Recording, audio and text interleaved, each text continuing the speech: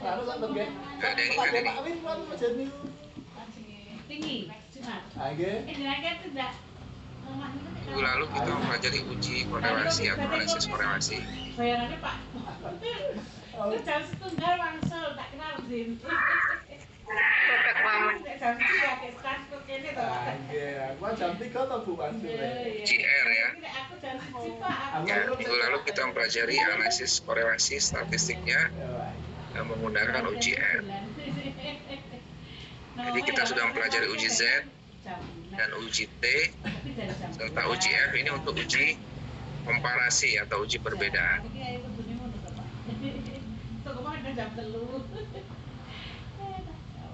Sedangkan uji R ini digunakan untuk analisis korelasi, analisis hubungan atau korelasi. Nah, sekarang kita akan menggunakan analisis regresi, ya, akan menggunakan analisis regresi. Kira-kira nanti statistiknya apa?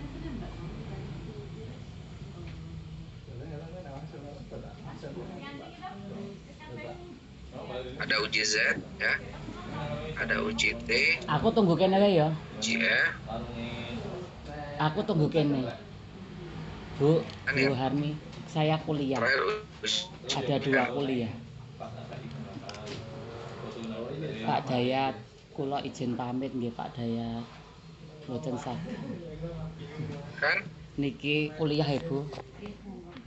Statistik apa ada yang tahu?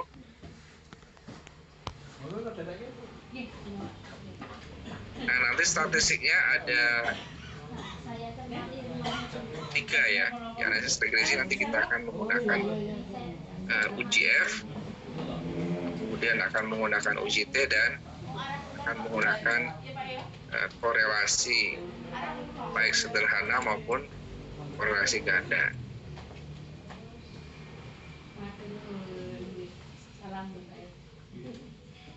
Tadi ya Pak. Jalan Pak. Oh, siap. Absen nari ya Bang. Heeh. Monggo-monggo. Nggih. Nah, sebelum kita melakukan analisis regresi, ada persyaratan skala yang digunakan. Jadi data yang digunakan untuk analisis regresi itu bentuknya harus, skalanya harus interval dan rasio. Ya. Masih ingat ya, skala interval itu yang seperti apa, rasio itu yang seperti apa. Apa ora mlebu to, Tuhan? Pak, aku tak ning ngarepan bae. Interval itu skala kontinu yang jaraknya sama dengan antara jarak skor satu dengan skor yang lainnya. Misalnya ini ya, ini bisa juga disebut sebagai skala interval karena jaraknya sama. Tapi ini juga bisa menjadi rasio, ya, jadi rasio kalau dia punya nol mutlak dan dia ini tidak berhenti pada skala yang ditunjukkan oleh ukuran, tapi dia bisa berhenti di antara skala yang satu dengan skala yang lain. Itu tergantung skala pengukurannya, skala pengukuran terkecilnya. Jadi kalau skala pengukuran terkecilnya satuan, maka nanti suhunya bisa jadi 21, 25, 3 ya. Sedangkan skala rasio itu yang mempunyai nilai non mutlak. Oke, ini hanya mengingatkan saja skala pengukuran yang awal pertama kali kita sudah mempelajari.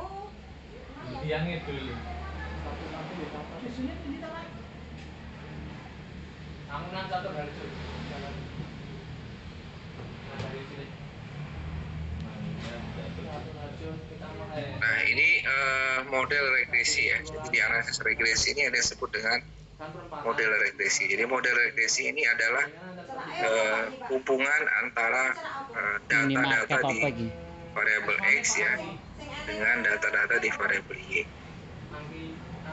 Nah, ini kalau kita hubungkan, misalnya ini data Pak Dayat nggak ke sana. X, ini data Y ya.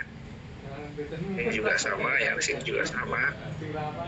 Jadi setiap titik ini mewakili koordinat di sumbu X dan sumbu Y-nya. Nah, kalau data ini berpola ya, berpola. Data ini berpola sehingga nanti akan membentuk, kalau kita buat garis lurus akan membentuk garis diagonal seperti ini. Nah, sama dengan korelasi kemarin kita ada Kalau tak nganu niki mengenal dua ya. arah, yaitu arah positif dan arah negatif. Korelasi positif dan negatif. Regresi juga sama. Ya, akan ada pengaruh positif dan pengaruh negatif. Pengaruh positif berarti semakin tinggi X, maka Y-nya akan semakin. Kalau gambar grafik ini kira-kira ini pengaruh positif atau pengaruh negatif?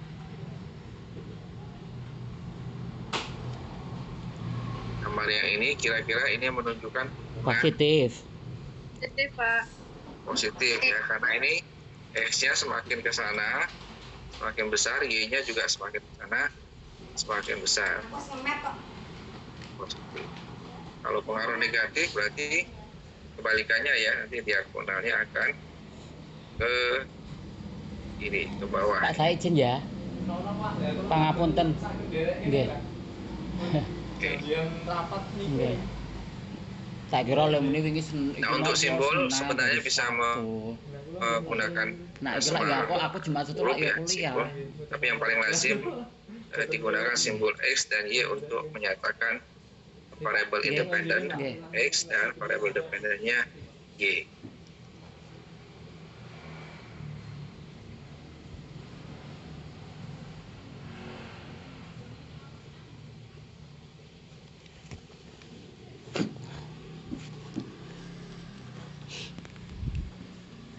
Nah, selain model yang digambarkan dalam bentuk grafik, di dalam regresi ada juga yang disebut dengan model matematis ya. Model matematis. Jadi model matematis itu menjelaskan keterkaitan antar variabel di dalam model regresi.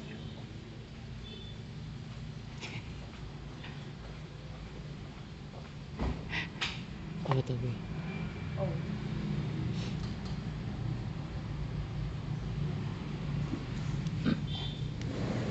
Ya, ini tadi misalnya ada model regresi X dengan Y ya, maka ini disebut dengan model regresi. Sedangkan model matematisnya adalah Y sama dengan A ditambah B kali X ditambah E. Ini adalah error ya, total kesalahan atau galat baku ya. Sedangkan A-nya adalah konstanta. Recording in progress. B-nya adalah koefisien regresi. Jadi kalau kita punya gambar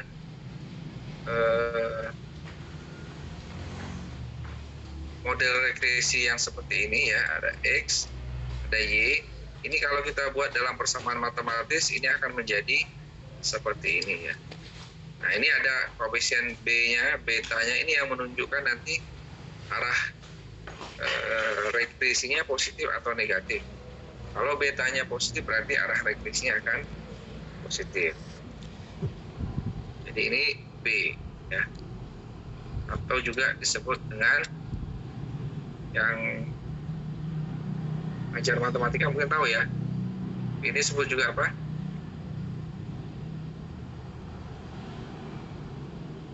Slope ya, disebut slope atau kemiringan ya. Jadi B-nya ini yang menunjukkan arah regresinya. Kalau B-nya positif, maka nanti arahnya akan ke kanan. Kalau B-nya negatif, maka nanti arahnya akan ke bawah sini ya. Wah, ini B-nya negatif. Sedangkan A-nya disebut tadi apa? Konstanta, atau nama lainnya adalah intercept atau titik potong ya. Jadi biasanya garis regresi itu tidak otomatis melalui titik 0,0 ya. Tidak otomatis melalui titik 0,0. Tergantung datanya. Bisa saja nanti dia mulainya dari sini.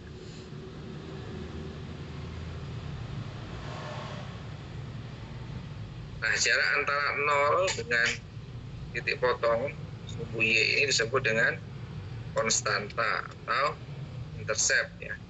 Sedangkan tadi kemiringan garisnya itu disebut dengan slope atau koefisien regresi atau koefisien beta ya, atau kemiringan. Oke. Nah, nanti apa yang akan kita hitung di dalam analisis regresi? Nanti kita akan mencari nilai A-nya ini dan nilai B-nya. Ya. Kita akan membuktikan apakah B-nya sama dengan 0 atau B-nya tidak sama dengan 0. Ya. Kalau sama dengan 0 artinya apa? Kalau B-nya sama dengan 0 artinya ada pengaruh atau tidak ada pengaruh? Pengaruh.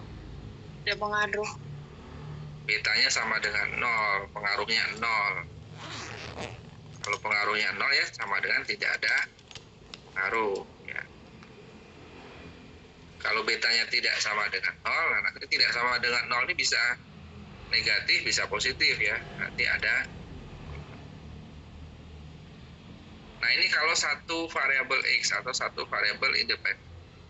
Nah, bagaimana kalau nanti kita punya lebih dari satu variabel independen ya. Misalnya X-nya ada 2. X1 dan X2 pengaruhnya terhadap Y.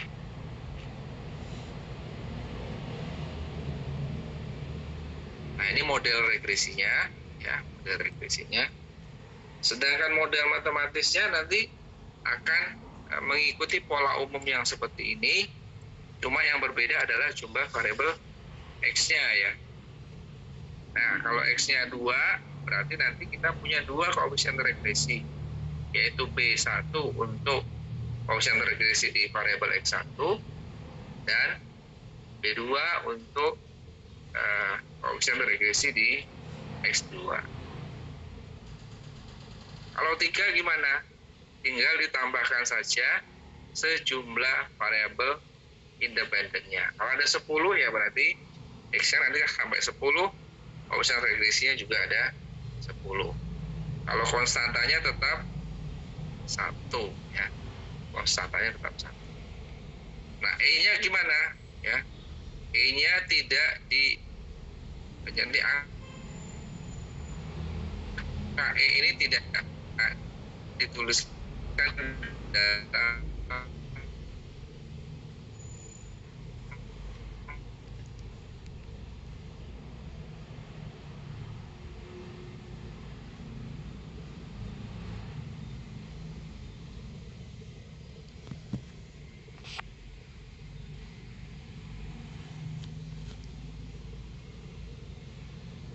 ada bisa pengaruhnya positif atau bisa pengaruhnya negatif ya. Kemudian jenis regresi ada 2 ya. Kalau hanya satu variabel independen, yang satu variabel X, ini kita sebut sebagai analisis regresi sederhana atau simple regression. Simple regression ini berarti X-nya hanya ada 1. Sedangkan kalau X-nya lebih dari 2, ya 2 atau lebih ya, lebih dari 1, kita sebut sebagai analisis regresi linear berganda atau multiple regression. Jadi yang membedakan hanya jumlah variabelnya saja. Kalau hanya 1 sederhana, lebih dari 1 berganda. Ya. Nah untuk persamaan matematisnya, ikuti pola umum di regresi sederhana, kemudian ditambahkan sejumlah variabel independennya.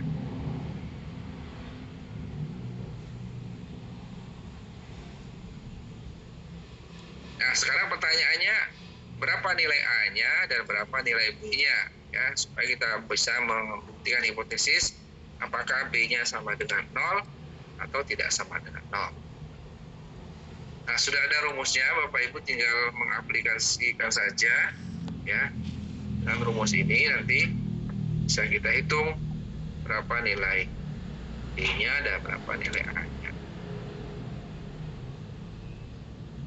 Nah, untuk mencari nilai B, rumusnya ini ya, dengan mengalihkan jumlah perkalian data X dengan data Y, ya, sejumlah banyaknya data dikurangi jumlah di data X dan di data Y, perkalian ya, sigma X dikali sigma Y dibagi dengan N banyaknya data sigma X kuadrat, berarti ini dikuadratkan dulu, dikurangi sigma X baru dikuadratkan.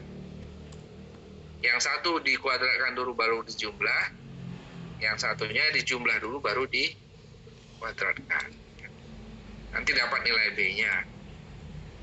Untuk mencari nilai A-nya, kita butuh nilai B-nya. Berarti B-nya harus dicari dulu ya. B-nya dicari dulu baru bisa mencari nilai A-nya. Karena di dalam rumus A ini ada komponen B-nya, sehingga ini harus dicari.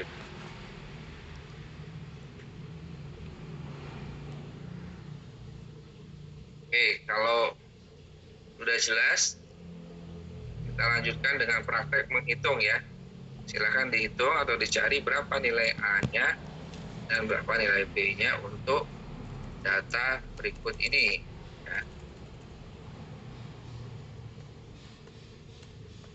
Oke, ini sudah saya bantu hitung juga sigma X-nya dan sigma Y kuadrat dan X kuadrat ya. Rumusnya tadi, wah ini harus ditulis di sini ya, biar dia jajar dengan datanya. Sekarang dihitung manual dulu ya, nanti habis ini baru kita cocokkan dengan perhitungan SPSS. Ambil disiapkan juga SPSS-nya.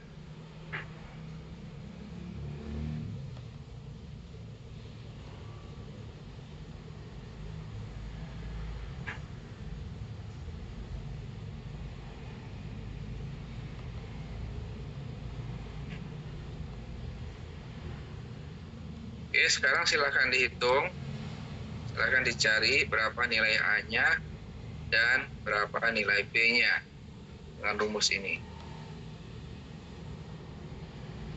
Saya beri waktu 3 menit ya.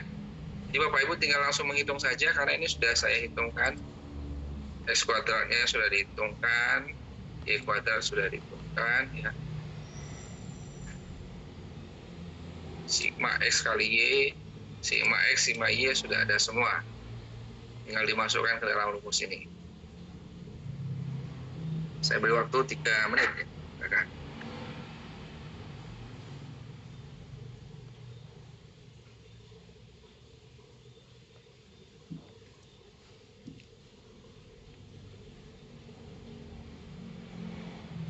Tadi sudah ada yang merekam ya. Nanti yang merekam nanti di-share ke teman-temannya tadi yang ada yang masih mengajar, nanti mohon di-share ke temannya ya.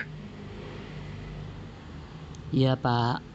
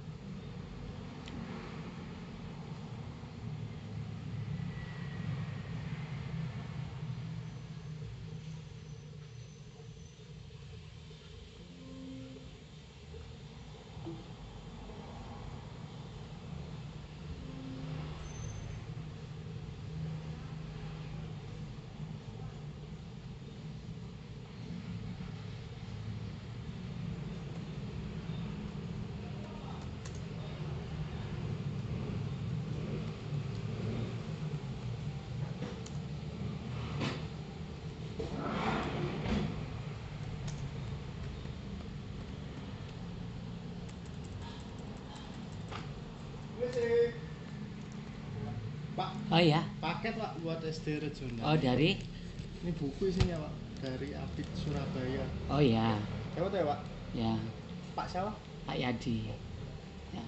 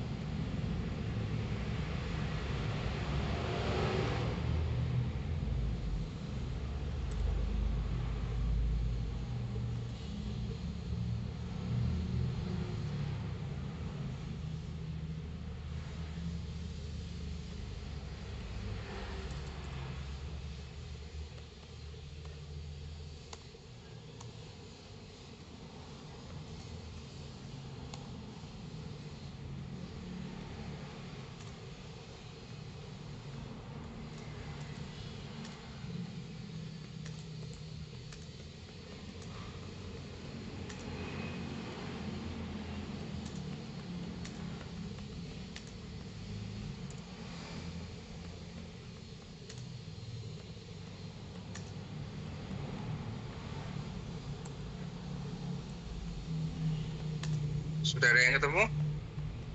Sudah, Pak. A-nya berapa? B-nya berapa B-nya? 0,84.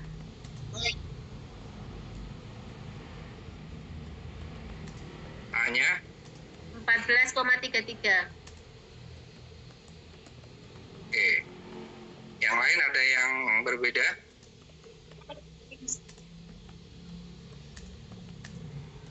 Yang lain berbeda atau belum menghitung atau belum selesai? B-nya 1,15. Oh, ini berbeda, ada yang 1,15. Saya B-nya 1,149. 149 dibulatkan ya 5 ya. Oh iya. 5. Ada lagi?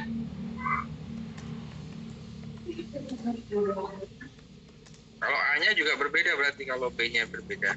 Beda, Pak. Beda, Pak. A-nya berapa? 4,97. 4,97. Ini ada 2 versi. Ada lagi yang hasilnya berbeda?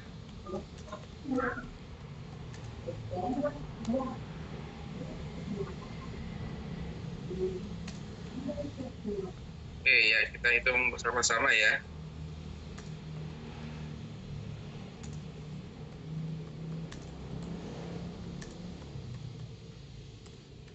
Oke, ini sigma X kali Y tadi sudah ada ya. Sigma X kali sigma Y, ini angkanya sudah ada. Masukkan, kemudian N-nya tadi ada 20. N-nya adalah banyaknya data. Ini sigma X kuadrat, yang ini sigma X dikuadratkan. Kemudian dihitung, ketemu ya, yang atas bagi yang bawah Ini ketemu 1,152 ya. Tadi ada yang 1,15 atau 1,149 ya. Sedangkan A-nya tinggal dimasukkan ini koefisiennya. Kemudian dikalikan 604 sigma X, sigma Y dibagi banyaknya data ketemu 4,917 ya. Jadi tadi yang sama dengan ini itu sudah benar. Kalau yang berbeda mungkin keliru di dalam menghitung, berarti ini harus dikalikan dulu baru dikurangi. Oke, sekarang kita cocokkan dengan menggunakan aplikasi SPSS ya. Silakan dibuka SPSS-nya, kemudian di input atau di entry data yang ini tadi ya. Silakan dimasukkan ke SPSS. Yang diinput hanya ini saja, hanya data mentahnya saja ya, nomor 1 sampai 20 ya, hanya data yang di dalam ini saja. Yang ini tidak diinput ya.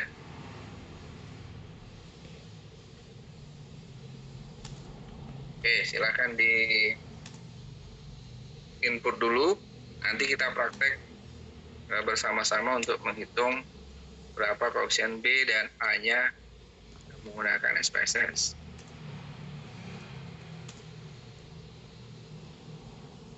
Saya beri waktu 3 menit lagi ya. 3 menit lagi untuk menginput datanya. Nanti kita bisa praktekkan bagaimana mencari nilai A dan B menggunakan aplikasi SPSS. Silakan.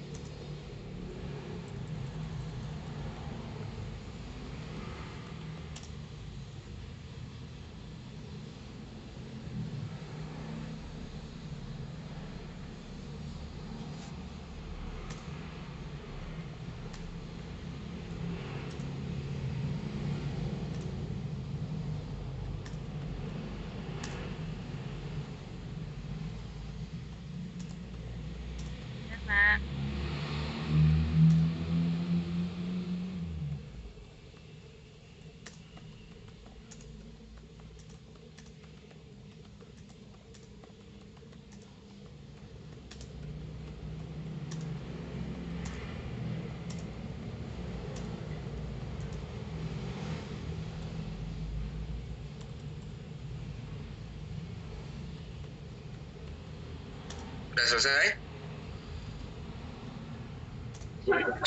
Sudah, Pak. Banyak Ibu ya.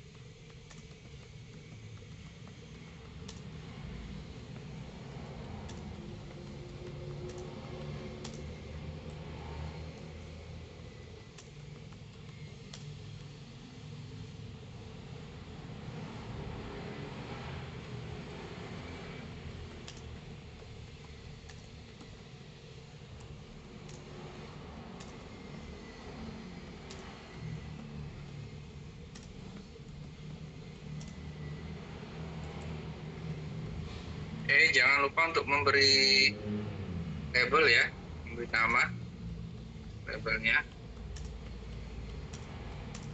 Desimalnya boleh dihilangkan desimalnya. Ya, ini datanya ya. Nah, bagaimana cara menghitung A dan B-nya? Kita gunakan analisis regresi ya. Dengan cara mengklik analyze. Analyze ini kemudian pilih yang regression, kemudian pilih yang linear, analyze, regression, dan linear.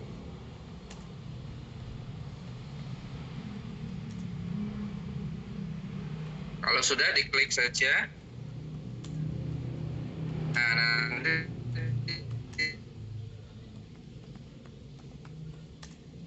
ini ada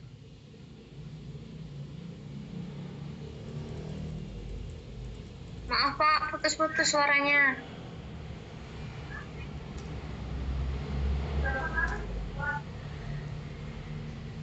dependennya yang Y ya. Kemudian X-nya yang independen. Oke. Kalau sudah, klik OK. Ya, ini sekarang kita dapatkan hasilnya. Nah, berapa A-nya, berapa B-nya ya. Tadi saya sampaikan A itu adalah apa tadi A-nya? Konstanta. Konstanta. Sehingga berapa konstantanya di sini? Di paling bawah ini berapa konstantanya?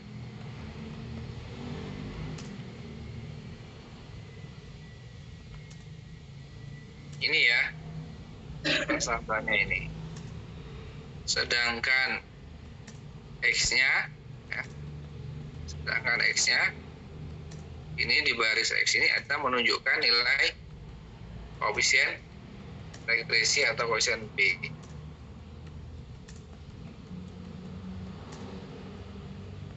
Jadi ini A, ini B.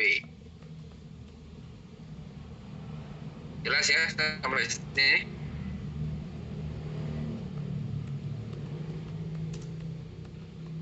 Pak. Ya. B-nya ketemu 1,152. Nah, pertanyaan berikutnya adalah apakah H0-nya diterima atau H0-nya ditolak? Ya. Apakah H0-nya B-nya sama dengan 0, sedangkan HA-nya B-nya tidak sama dengan 0. Kita mau menerima yang ini atau yang ini. Kalau dari hasil perhitungan nilai B-nya tidak sama dengan 0 ya. Sudah ketemu nilai B-nya tidak sama dengan 0. Nah, tetapi tidak sama dengan 0 ini apakah sudah cukup signifikan atau belum? Nah, untuk menguji ini, koefisien regresi kita gunakan uji T ya. kita gunakan uji T. Nah, ini ada rumusnya untuk mencarinya, tapi Bapak Ibu langsung terapkan saja hasil uji T yang diperoleh dari SPSS ini. Ini ya, nilai uji T-nya untuk yang option B itu adalah 5,984. Nah, kalau sudah tahu nilai B hitungnya, silakan dicocokkan dengan B tabelnya, ya. Dengan T tabelnya, ini T hitung, cocokkan dengan T tabel, kemudian simpulkan apakah kita menerima H0 atau menerima HA. Silakan dicek tabelnya.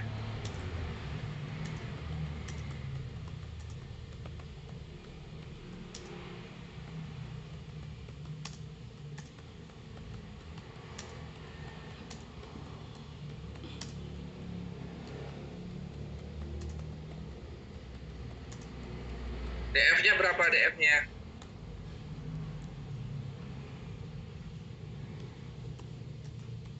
DFT yang kita gunakan berapa?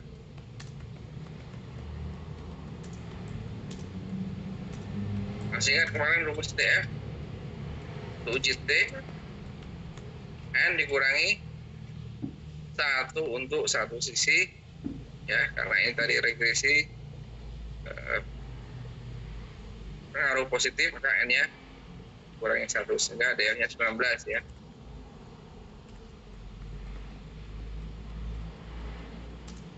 Kamu berapa DF 19? T tabelnya?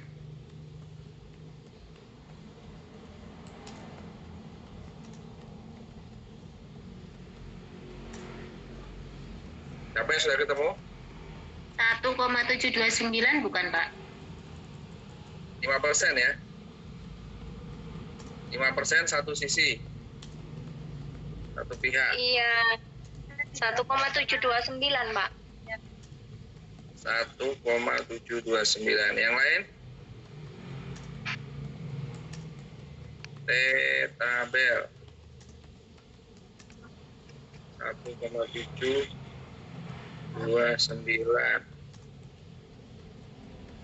Hitungnya ini ya.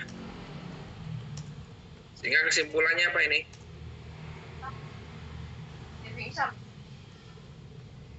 Kesimpulannya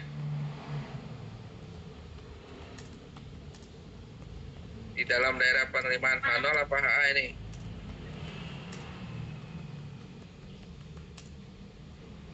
.729. Sedangkan hitungan kita 5, berarti di dalam daerah HA. Nolnya di Nol, Pak. ya, H0-nya ditolak. Kalau kita menerima H, maka H0-nya ditolak. Berarti betanya tidak sama dengan 0 ya. Koefisien regresinya tidak sama dengan 0, artinya tadi apa? Ada pengaruh. Ya, ada pengaruh variabel X terhadap variabel Y. Nah, ini sudah terbukti ya, sudah terjawab pengaruhnya signifikan atau tidak. Nah, tadi saya sampaikan ada 3 uji statistik di analisis regresi ya, uji F dan uji R atau R kuadrat. Cuma karena ini kita hanya punya satu variabel X, maka nanti biasanya kesimpulan di uji F-nya sama dengan kesimpulan saat uji T-nya ya. Sehingga ini nggak perlu diuji atau nggak perlu dilihat kalau hanya regresi sederhana.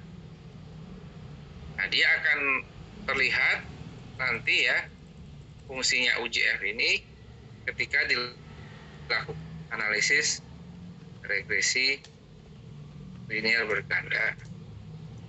Coba sekarang tambah satu lagi X2 ya, mungkin di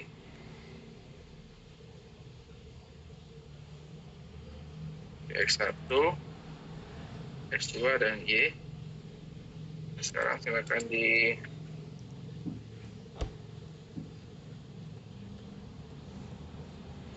input lagi.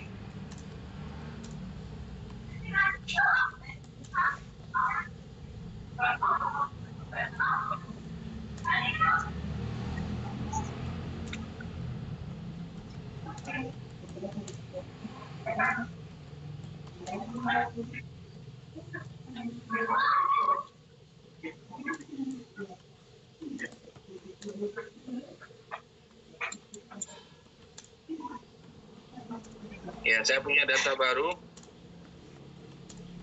Data yang X dan Y-nya sama ya. X1 dan Y-nya sama dengan yang sebelumnya tadi. Saya tambahkan satu variabel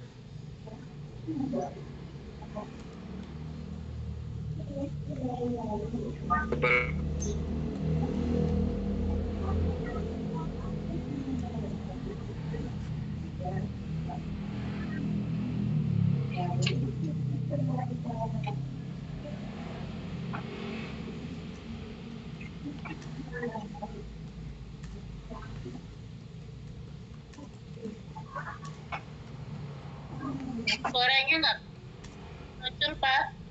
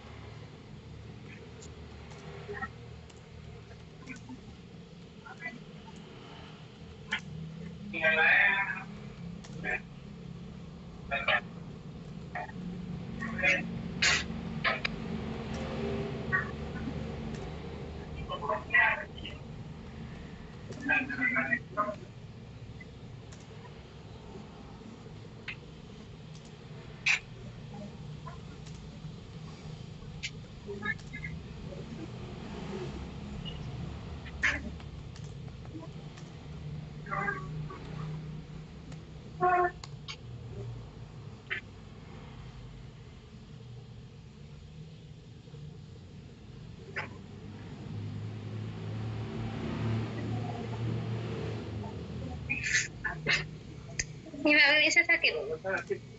lumpuh satu kaki sakit. Ini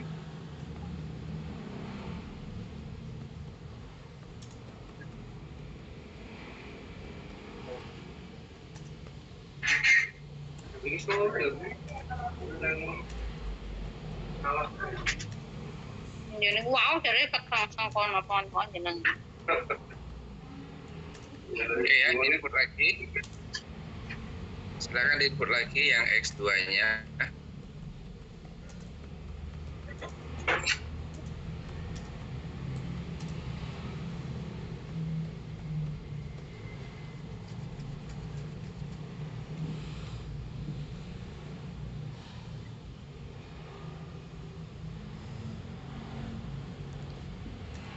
Yang tadi analisis regresi masih ada yang bingung?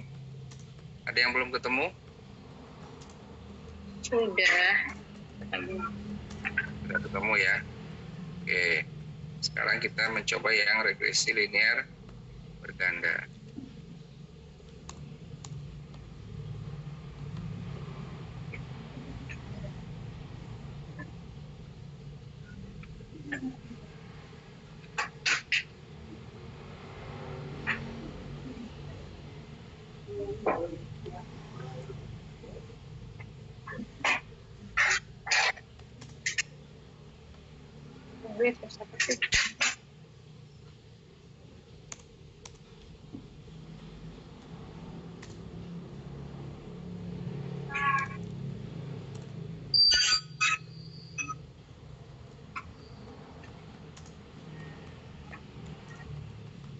Yang apa?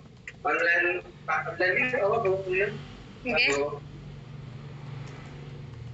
Akun. Iya kan dari akun kuna Pak. Belajar Kulo ki ya dereng ah. Mohon di-mute Bu, di-unmute Bu. Bu, masuk, datanya bocor. Suaranya. Urani. Ya, maaf, maaf.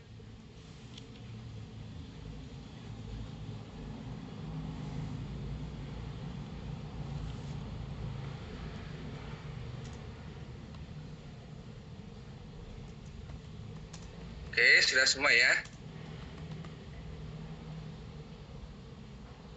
Sudah, Kak. Sebentar. Oh, ada yang belum ya.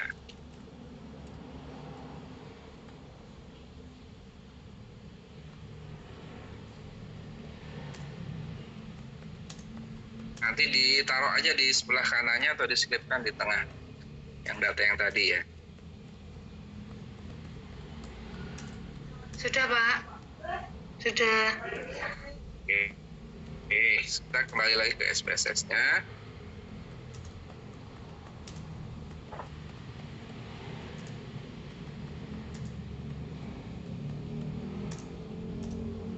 Oke, ini kita beri nama X2, yang ini tadi X1 ya, dirubah ya namanya yang pertama tadi. Kalau hanya X saja kita beri namanya X1, yang ini kita beri nama X2. Oke. Nah, caranya sama seperti tadi, analyze, regression, dan linear ya sama.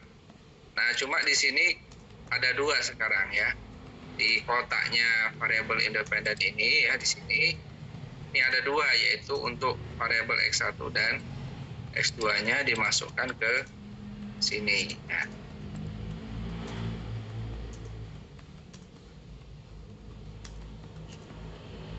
Masukkan ke sini, Y-nya ada 1 ya. Kemudian X-nya ada 2. Kalau sudah, klik OK. Nah, sekarang berapa nilai konstantanya?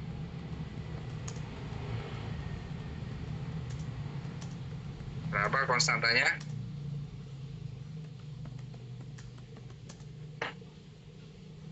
Negatif 11,275. 11 minus 11,275 ya. Yang lain sama ya, kalau berbeda berarti nanti tadi keliru memasukkan datanya. B1-nya berapa? 1,242. 42. B2-nya 0, ini titik ini artinya 0, ya. 0, Kalau ada ya. angka titik di depannya berarti 0,166.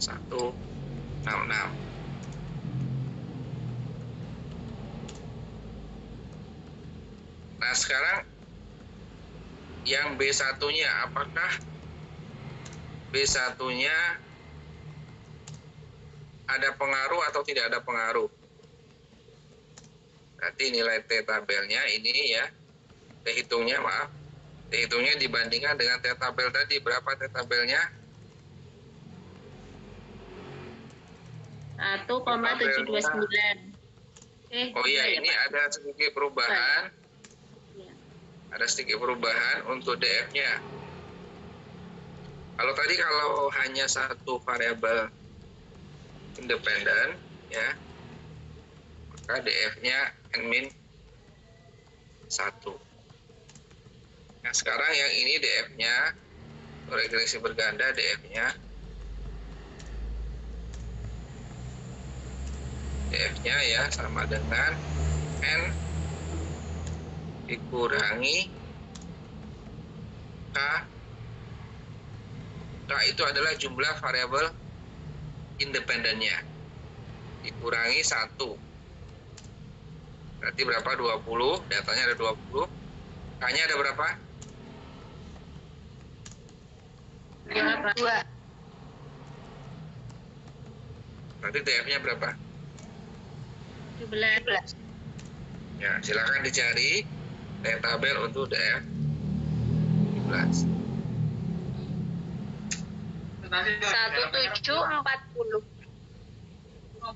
1,740. 5% ya. Satu pihak 5%, 1,7. 40. Oke. Saya kok punya sebentar. Tabel.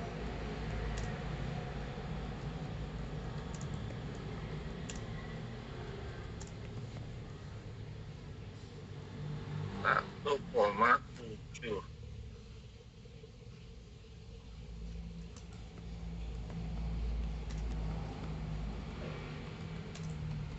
Satu pihak. Oke, berarti ini dua pihak.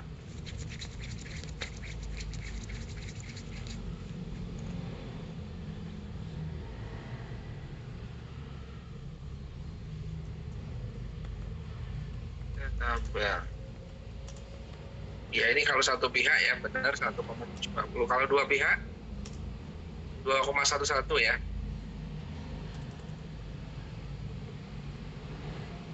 2,110 kalau dua pihak ya. Iya Pak. Oh iya Pak. 2,110. Ini kalau satu pihak tadi benar 1,740, kalau dua pihak 2,110 untuk DF 17.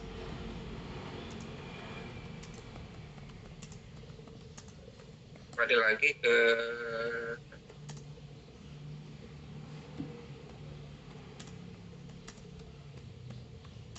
kembali lagi ke sini. Berarti yang ini H0-nya diterima ya. Terima apa tolak?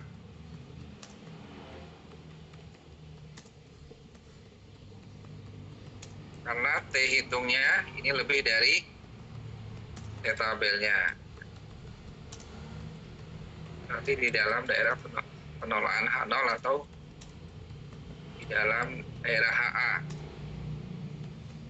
Baik yang X1 maupun yang X2 itu 0,7 ya.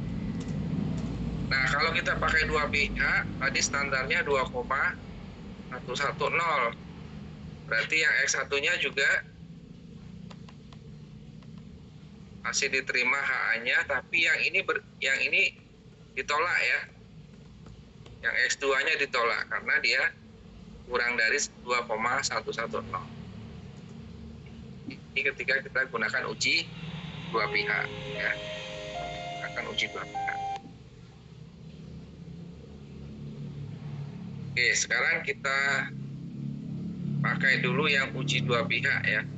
Saya ingin menunjukkan bahwa di antara dua variabel independen ini ada satu yang berpengaruh, yang X1, dan yang satunya tidak berpengaruh ya. Ini yang X2-nya yang tidak berpengaruh. Sedangkan yang X1-nya berpengaruh.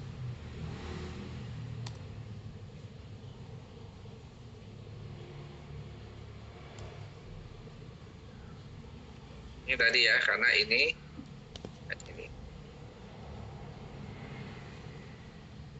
Nah, ini dari hasil uji T-nya. Jadi dari hasil uji T-nya itu X1-nya itu berpengaruh positif ya. Berpengaruh positif signifikan. Sedangkan yang X2-nya itu tidak berpengaruh.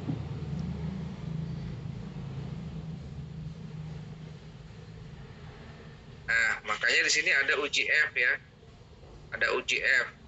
Kalau uji T tadi itu melihat pengaruhnya secara individu atau secara parsial atau secara sendiri-sendiri. X1-nya gimana, X2-nya gimana. Nah, kalau mau lihat pengaruh secara bersama-samanya gimana? Ya, kita gunakan uji F ya. Jadi dia uji F itu menguji X1 dan X2 secara bersama-sama atau secara simultan mempengaruhi Y.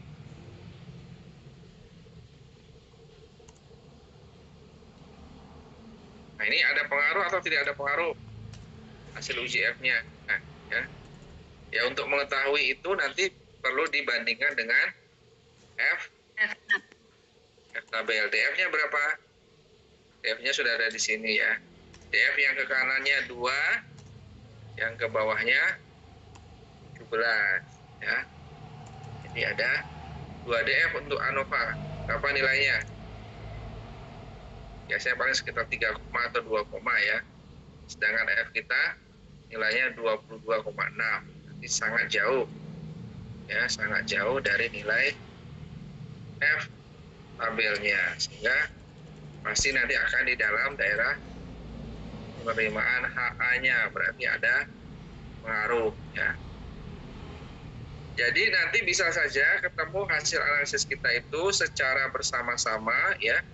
Ini secara bersama-sama dia berpengaruh.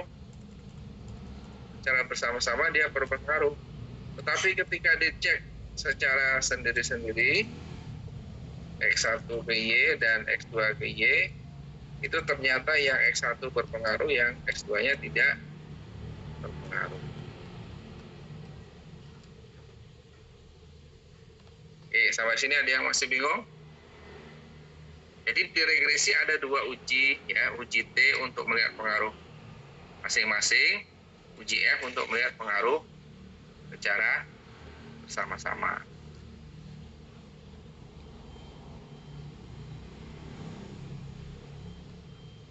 Nah, pertanyaan berikutnya, berapa nilai korelasi gandanya? Kalau kemarin kita mengetahui pengaruh hubungan antara X dengan Y dan X2 dengan Y ya, itu dilihat dari nilai korelasinya atau R-nya, simbolnya R kecil. Nah, kalau pengaruh bersama-sama atau simultan atau korelasi ganda, itu simbolnya R besar ya, simbolnya R besar. Nah, ada di sini ya. Nanti dibandingkan dengan R tabel ini signifikan atau tidak. Jadi R besarnya 0,853. Ini untuk korelasi ganda. Kemudian di sebelahnya ada nilai R square ya, atau nilai R kuadrat. Nilai R kuadrat ini fungsinya untuk apa? Ya. Nilai R kuadrat fungsinya untuk apa? Dia sudah tahu belum? Nah, nilai R kuadrat ini angkanya berkisar antara 0 sampai 1 ya. 0% sampai 100%. Kalau di luar ini berarti R kuadratnya pasti salah. Nah, R kuadrat ini untuk menunjukkan berapa besar pengaruh X1 dan X2-nya terhadap Y ya. Berapa R kuadratnya ini? 0,727 ya. Kalau dijadikan persen berapa ini?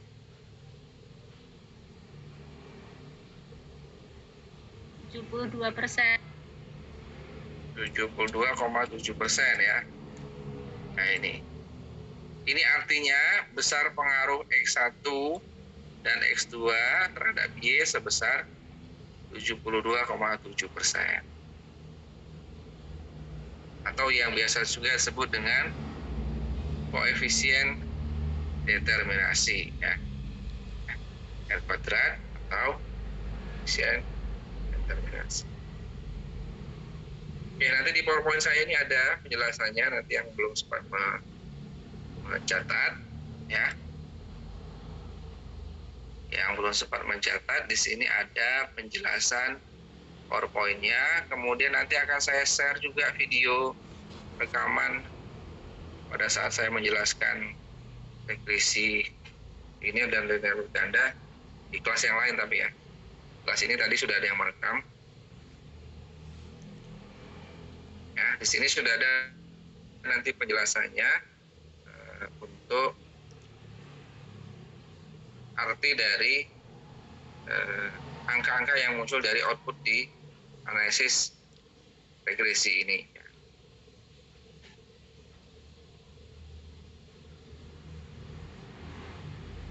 Ini kebetulan contohnya ada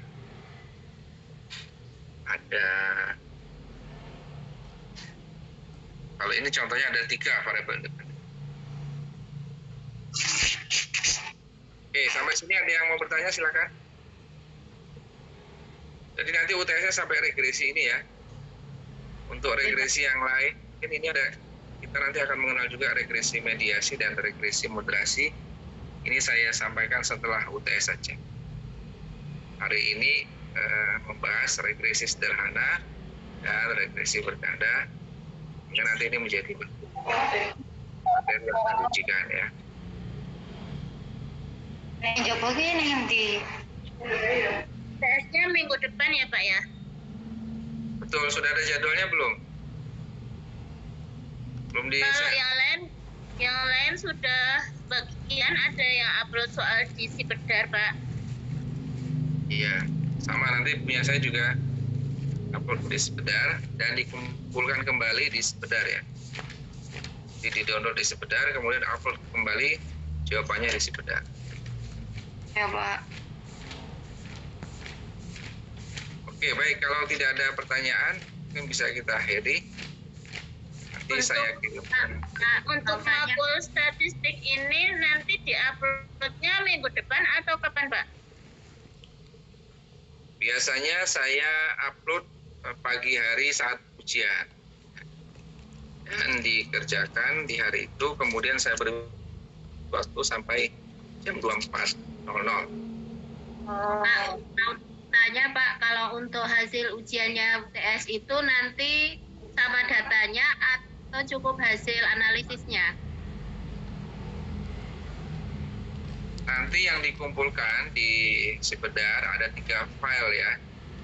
Yang pertama file datanya yang bentuknya SPO itu ya. Nama datanya titik SPO. Kemudian file output, yang SPO yang output. Kemudian yang file data SPSS-nya itu yang bentuknya SPV ya. Kalau kita simpan kan nanti extension-nya kan SPV yang untuk data.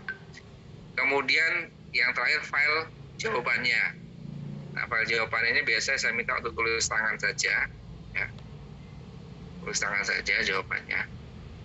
Karena jawabannya nanti kan akan menjawab pertanyaannya, diterima atau ditolak, kemudian apakah masih ada pengaruh atau tidak pengaruh, ada perbedaan, tidak ada perbedaan. Kemudian buat sistematika dalam pengambilan kesimpulan ya.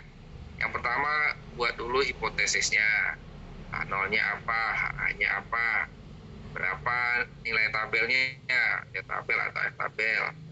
Kemudian baru dihitung ya. Nah, menghitungnya nggak usah manual, menghitungnya tinggal mengambil angka yang keluar dari hasil SPSS-nya. Misalnya tadi ketemu teh hitung berapa tadi 1,5